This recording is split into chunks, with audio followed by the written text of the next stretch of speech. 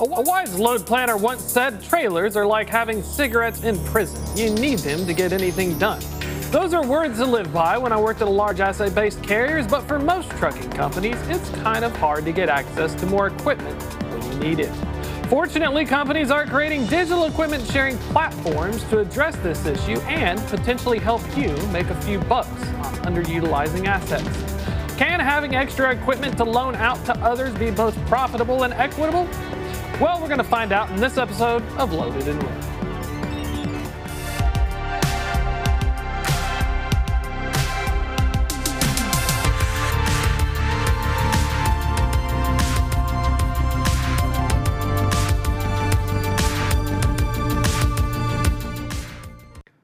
Welcome to Loaded and Rolling. I'm your host, Thomas Wasson. Now, back in my days of trucking, there was always a major issue, either not enough trucks or equipment for them. And for large trucking companies, idle equipment on the back fence still needed payments, no matter how much I tried to tell the bank it was somebody else's fault. For smaller fleets, a lack of equipment could literally be a matter of life and death. For example, 5-truck carrier needing a replacement tractor or trailer could see their bottom line demolished if they can't get replacement units up and running. If you had a leasing plan with a rental company, a replacement unit could be over 500 miles away. Now, for fleets with extra assets and equipment, the inverse occurs. How can I put this extra truck or trailer to work and preferably make profit off of it?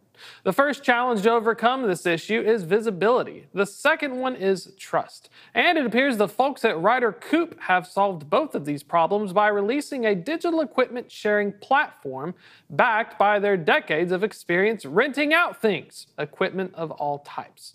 Luckily, joining us now to talk about this equipment sharing revolution is John Matheus, National Sales Manager with Asset Investors at Ryder Coop. Now, earlier this year, Ryder Coop rolled out their truck and trailer sharing platform nationwide, so we're going to dive into some of the details. Welcome, John. Thanks for having me. The cigarette comment, I hadn't heard that before. I like that. That stuck for sure. I used to be, when I was a load planner, that was the one thing I kept telling people. If we just had more trailers, and just to get anything done, you have to haggle with them. So that was my one quotable thing that I am most proud of. We'll refer to, I want to quote it, but I'll give you the credit for sure. It's hilarious. It's open source. Talking about this stuff, what's the origin of Coop? Now, I'm embarrassed to say that at first I thought it was like co-op, like a farmer's co-op, but it's actually Coop.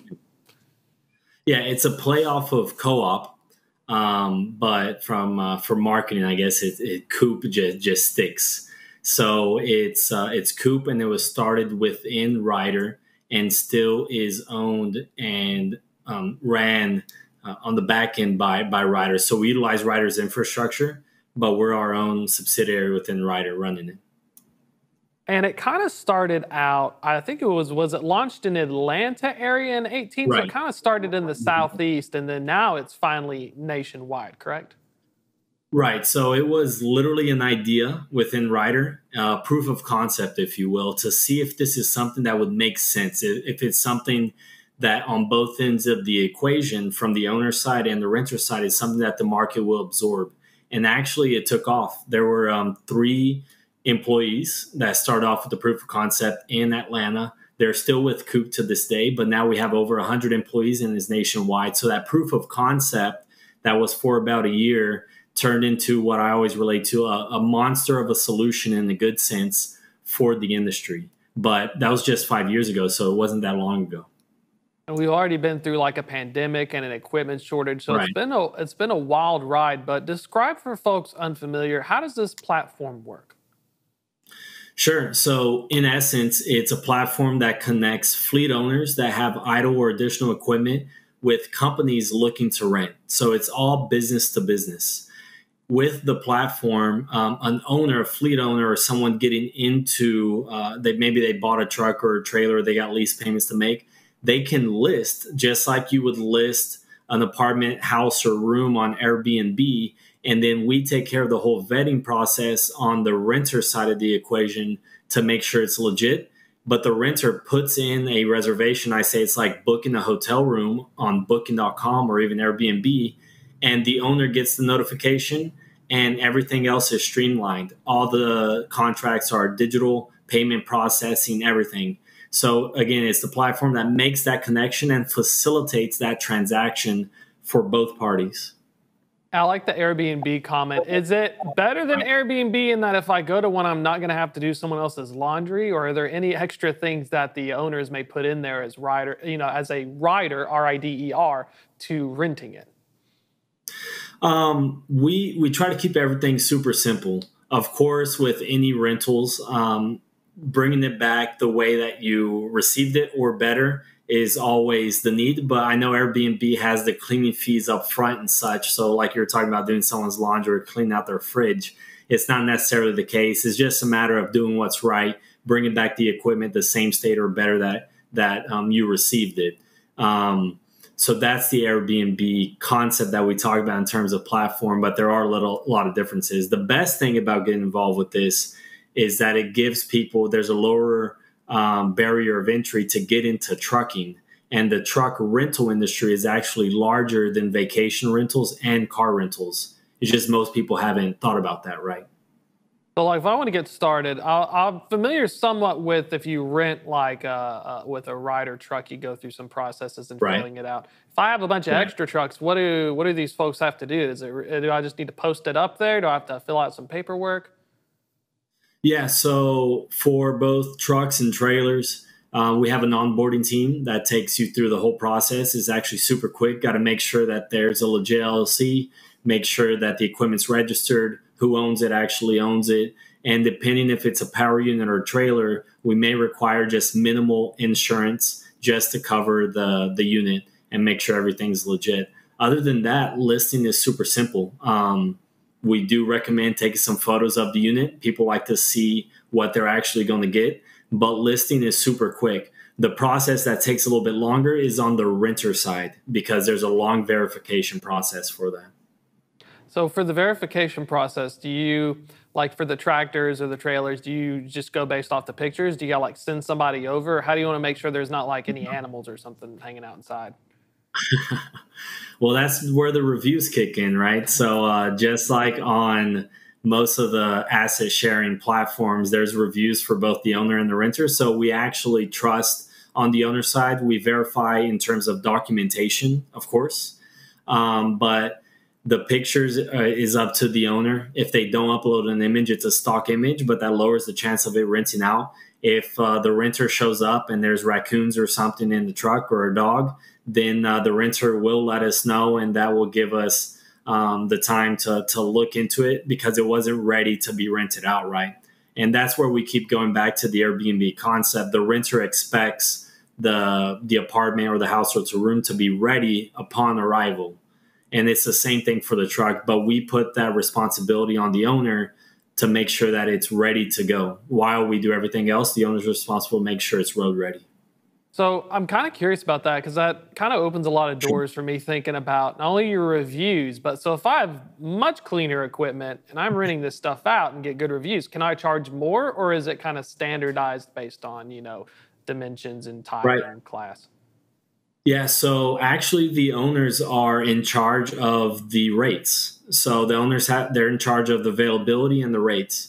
So we do have something that we developed called the Coop Smart Rate, which takes into several factors, analytics, make, model, year, market, plus our insight, and it gives you a recommendation, right?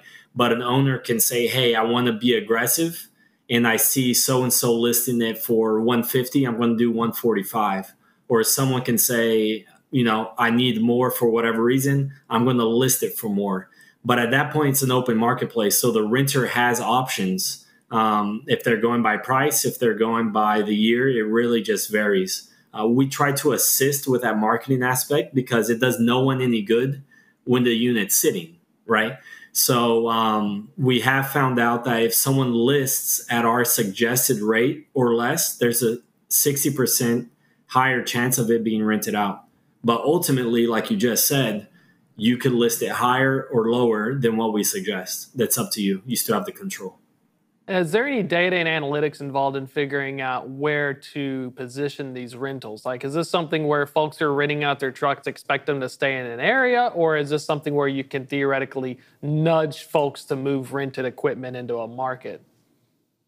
Yeah. So for the most part, I'll answer that a few different ways. We suggest to have the pickup and the drop off be at the same location, right?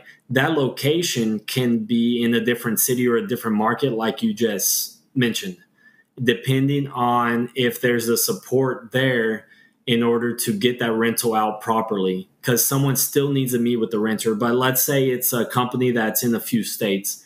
If through conversing with us and through our demand, we realize that there's a higher demand for their specific dry van trailers in Louisiana than it is in Texas, then transferring over to Louisiana, depending on the rental demand, is actually common.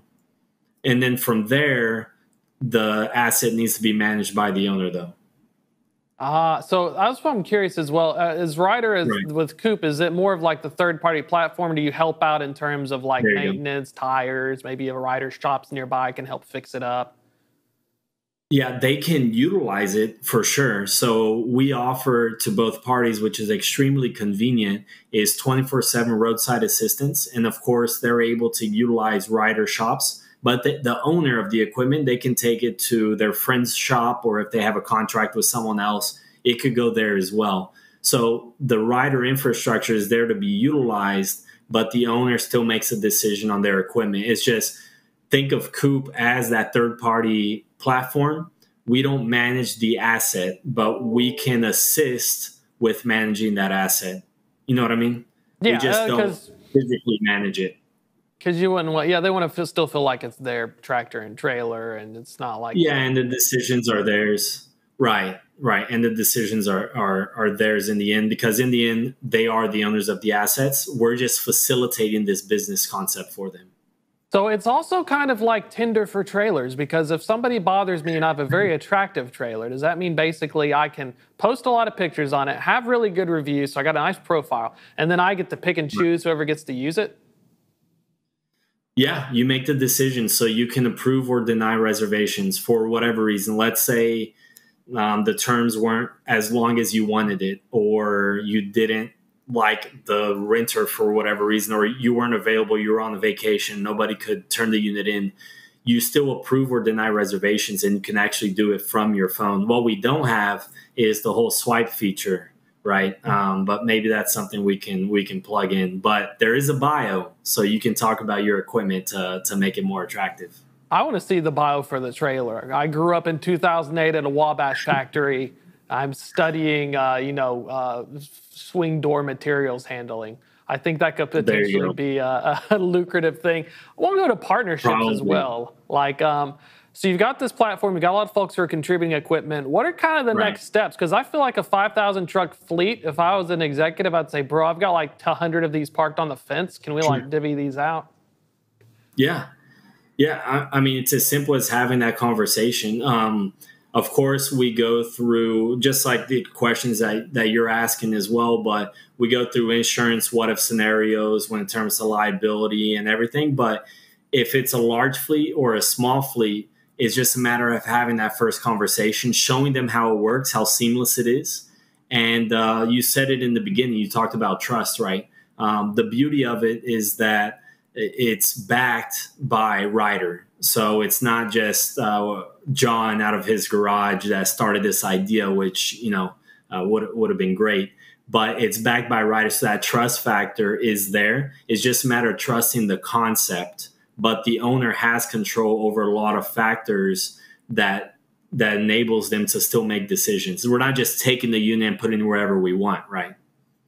I got a far out question, a little left field, but I have the wheels turning here. Private equity and other investments. Let's say I'm having Sure. trouble because houses are a lot more expensive. If I want to get into trailers, I'm assuming I could buy some Right. trailers and then utilize like the Coop platform, rent them out to people, and use that as like a vehicle of creating profit. Yeah, exactly. And so we have a division within Coop. It's a colleague of mine that run it. It's called Asset Investors.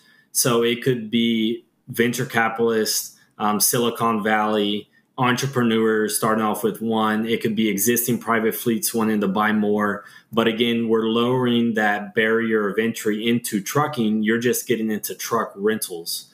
So in terms of passive, it's not 100% passive because there's some decisions to be made, but thankfully they're very simple decisions.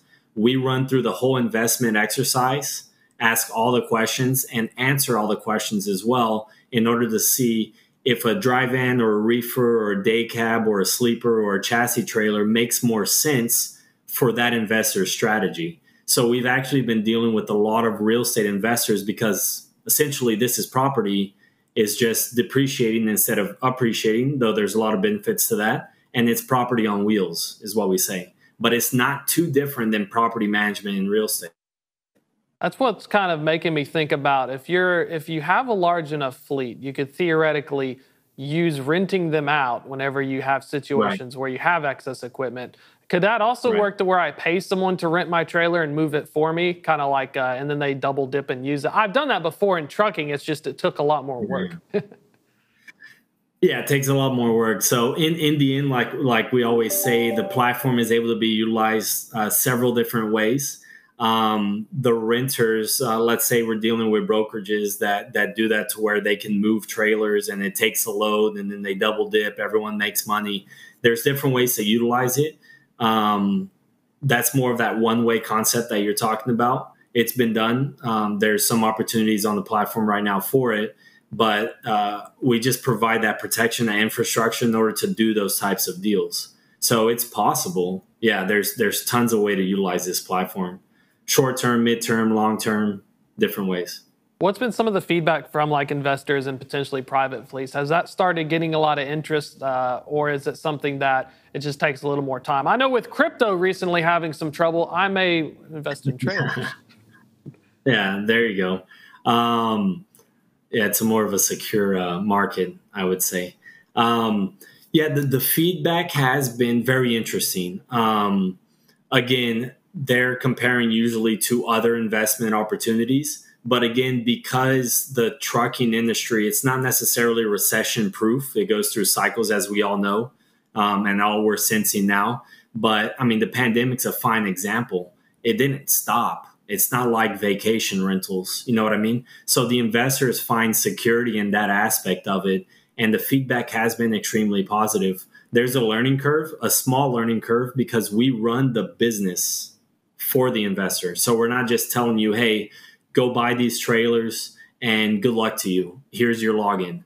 We actually have a support team. We have the claims team, roadside team, sales team, accounts team. Everybody's working with you in order to get this unit out and make it seamless as possible. That's what I'm thinking of. Have been liking that. That's what I'm wondering about. Like, imagine I'm private equity. I love this concept. So if I put like $2 million, I partner with Coop. That's where you all will help me pick the best trailers. And then if I need to let go of a few trailers, it's like managing a bit of capital. And then you use that to help with the equipment, right? To make growth. Right. Exactly. So if you came and said, hey, I want to buy 20 sleepers. One question we're going to ask, of course, is why? And what's your comfort level, right? Maybe the opportunity isn't in sleepers. Maybe it's in dry vans or reefer trailers. So having those conversations and understanding the strategy behind the investor is very, very critical, because obviously if someone shows up with 20 sleepers, they're responsible for the upkeep of it. So you got to be very comfortable, have something set up that way. But if you could actually take that money and put into dry van trailers, which is a simpler piece of equipment, and typically the rentals are a longer time, then why not do it that way? So what I relate to quite a bit is if you had a condo in downtown Miami, if you had a beach house, and if you had a single family home in the suburbs, the rental behavior is all different. So which one do you want to buy and for what reasons? Does that make sense? Yeah, that's how the different equipments kind of relate as well. They're not the same by any means.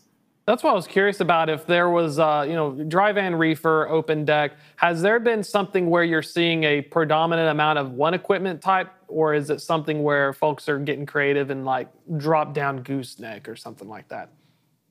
Dry van trailers and reefer trailers, I would say, are the most standard in terms of the rental game. Now, of course, we do have flatbed opportunities at times.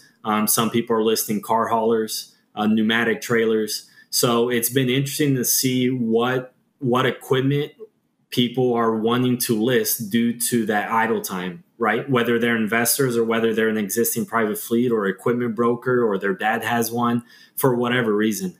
But for the most part, I would say the bulk on the trailer side would be reefers and dry vans, though we are very specialized as well. And that's what helps that we come within and from Ryder is on the Class A heavy duty trucks. So it just depends on the comfort level of the owner. If it's an existing private fleet, they have their own shop, they probably have a huge advantage of doing trucks. You know what I mean?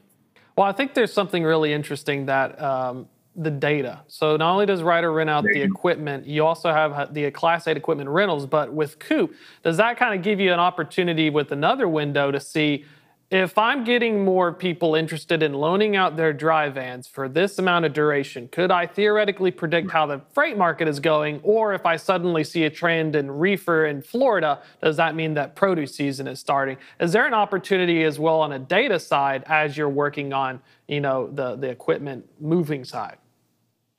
Yeah, I mean, there's a huge opportunity with that. Now, the thing is, in some markets, we've been a little bit longer than others. And so usually, 2 years of data is sufficient. 3 years is good. So the data is still being collected. And it's been interesting because, there's the demand, but you can't rent out what you don't have. And since we don't own the equipment, some of that data could be skewed, but that demand is very, very critical to keep track of. That's what I'm kind of curious. Because someone can want 100 reefers, but Coop doesn't have it because Thomas Logistics doesn't have it. You know what I mean? But that demand was still generated. So the data we're compiling, but we're still in the early phases in some markets. See, I feel like if I was an investor, I could use that, and you'd say, man, I'm getting all this demand for dry vans, and I know the market is crashing on these, used trailers by X amount, and then suddenly equity can come in and buy like 100 extra and say, oh, let me just, put this in my fund and take it. It's almost like a way for the market to fulfill this need while also chasing yield. Yeah, we're actually doing that. I don't want to give the specifics out necessarily, but we're actually doing that in some markets with some specific equipment. So there's a huge need in some markets. Offline, I can talk to you.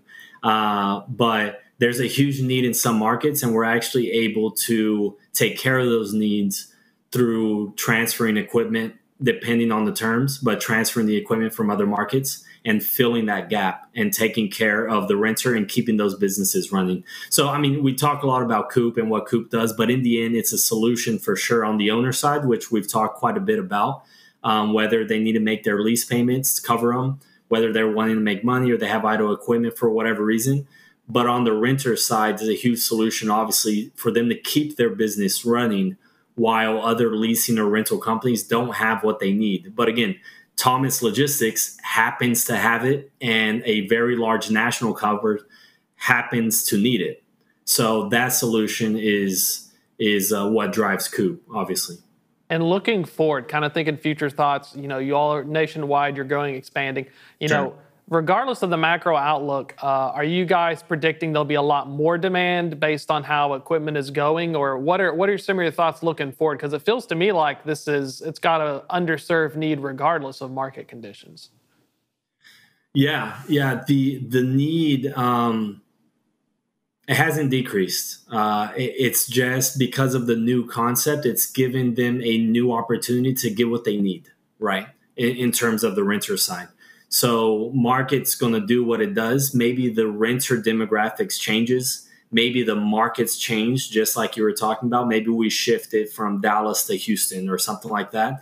But the flexibility is what actually makes this work extremely well. And because the owners are the owners of the assets, their decisions and their flexibility actually allows us to get into certain markets strategically, if that makes sense as well. So the market's going to do what it does, but we're able to adapt. And like you were talking about, we're able to look at data from Ryder and market data, and we're able to adapt at the same time while we prepare the supply and the demand to satisfy it. Thank you so much, John. Final thoughts, 30 seconds left. If folks want to reach out and learn more, how can they get in contact? Yeah, of course. So first thing, go to coop.com, COOP.com. We're very active on social media as well. And if you want to reach out to me, It's John _Math at writer.com. And you can find me on LinkedIn. Happy to have any conversations. Perfect, John. We're going to have you on the show as well as you all do further developments. This was pretty wild, and I wish I was a private equities investor because there's gold in their hills, sir. Yeah, well, just take out the crypto money and let's go get some trailers. I'll make a few calls. Thank you so much, sir. Sounds good. Thank you. Take care. That's going to be a wrap for the show today, but definitely check out John and his team at Coop. It is really fascinating. I think there's a huge opportunity here that is not being examined. That's going to be it for Loaded and Rolling, but we do have a newsletter every Wednesday and Saturday, Wednesday night, Saturday morning, and you can catch us next week as well at 1 p.m. Eastern. Join us next time, though. This is Thomas Wasson. We'll do it live.